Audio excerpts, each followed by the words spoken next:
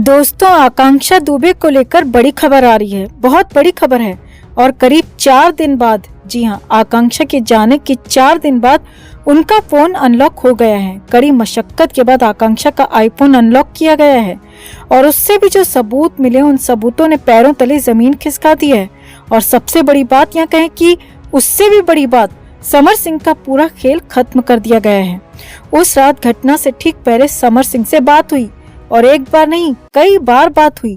33 minute की बातचीत के बाद ही आकांक्षा ने वो कदम उठाया, या कहें कि आकांक्षा ने खुद ऐसा किया, ऐसा दिखाया गया।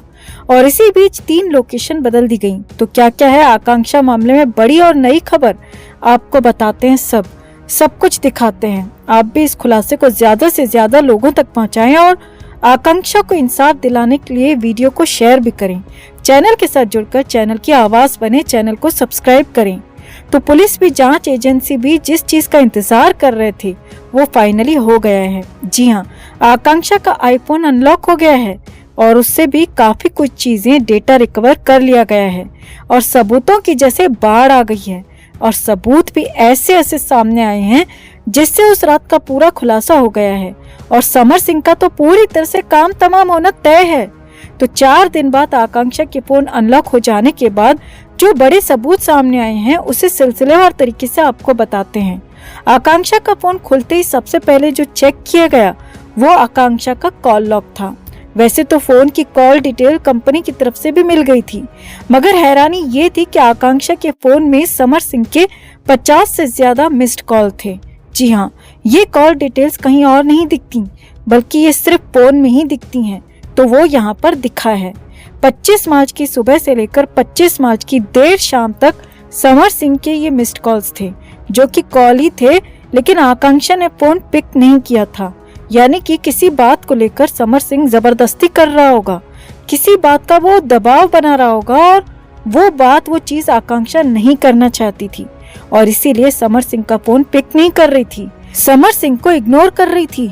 25 मार्च को ही 50 से ज्यादा मिस्ड कॉल्स के बाद आकांक्षा ने समर सिंह को कॉल बैक किया और 3 बार आकांक्षा और समर सिंह के बीच फोन पर बात हुई।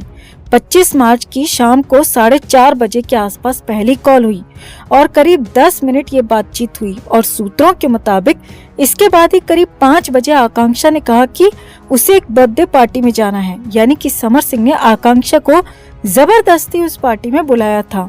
इसमें आकांक्षा जाना नहीं चाहती थी और समर सिंह से बात नहीं करना चाहती थी, लेकिन फोन नहीं उठाया और मजबूरी में जब फोन उठाया तो जरूर समर सिंह ने किसी बात पर आकांक्षा को धमकाया होगा। उसके बाद ही आकांक्षा समर सिंह के साथ उस पार्टी में जाने को तैयार हुई होगी, ऐसी आशंका जताई जा रही है। आगे देखिए, उसके बाद करीब 6:30 बजे के आसपास फिर से समर सिंह ने आकांक्षा को कॉल किया और यहाँ पर कुल मिलाकर 2 मिनट के आसपास दोनों की बातचीत हुई।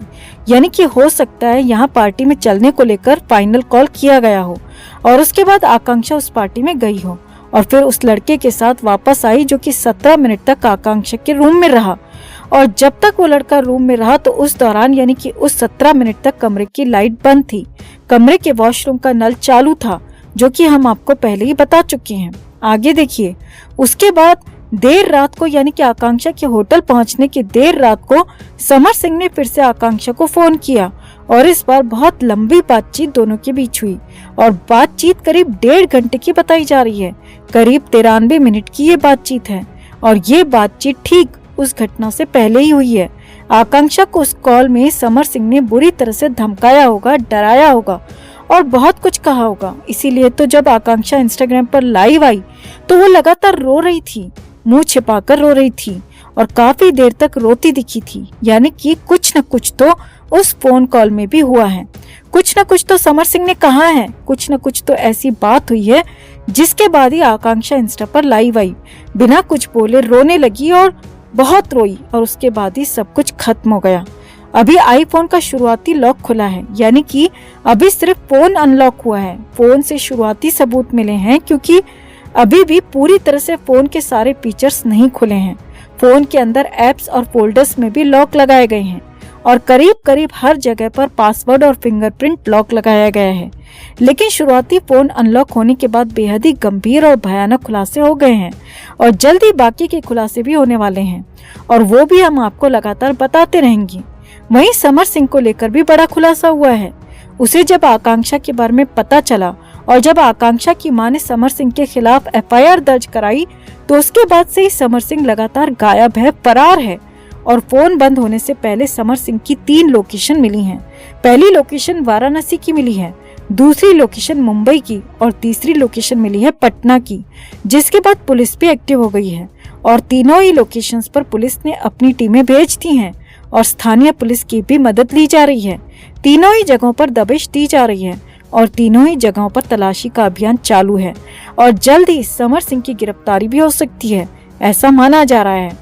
अब आकांक्षा के फोन अनलॉक होने से बड़े खुलासे हो गए हैं और खास तौर पर जो समर सिंह फरार है वो पूरी तरह से फंस गया है, बुरी तरह घिर गया है और उसके लिए आगे के रास्ते बंद होने वाले हैं और होने भी चाहिए, क्योंकि आकांक्षा के साथ जो कुछ भी हुआ है उसके पीछे कहीं न कहीं समर सिंह का हाथ है, ऐसी आशंका जताई जा रही है। आकांक्षा की मां का यह आरोप समर सिंह पर है।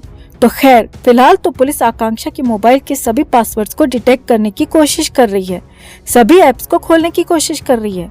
तो आप भी आकांक्षा दुबे के इंसाफ के लिए अपनी आवाज उठाइए और इस पूरे खुलासे को ज्यादा से ज्यादा लोगों तक पहुंचाएं और वीडियो को भी शेयर करें और कमेंट में से लेकर आप भी अपनी बात, अपनी राय जरूर रखें और चैनल के साथ जुड़कर चैनल को सब्सक्राइब कर हमारी ताकत बने, हमारी आवाज बने। तो आकांक्षा दुबे केस में सबसे बड़ी खबर ये आ रही है कि वो शख्स पकड़ा गया है जो कि आकांक्षा के साथ होटल में आया था और कमरा नंबर 105 में 17 मिनट तक रुका था। दरअसल सामने आ रहा है कि पुलिस के साथ ही फॉरेंसिक टीम भी इस केस की जांच पड़ताल में जुटी है और फॉरेंसिक एक्सपर्ट ने रूम के चप्पे चप्पे को छान मारा है। वहीं दूसरी तरफ पुलिस ने होटल के तमाम सीसीटीवी फुटेज खंगाले हैं, जिसमें वो मिस्ट्री मैन पकड़ा गया जो इस वक्त संदेह के सबसे बड़े घेरे में है।